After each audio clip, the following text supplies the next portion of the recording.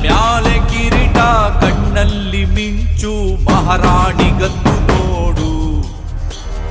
ಕತ್ತಿಯ ತೆಗೆದು ಸಿಡಿದೆದ್ದು ನಿಂತರೆ ದುಷ್ಟರ ಸಂಹಾರ. ಪರವಾಗಿ ಬಂದವಳು ಊರಿಗೆ ಶ್ರೀರಕ್ಷೆಯಾದವಳು.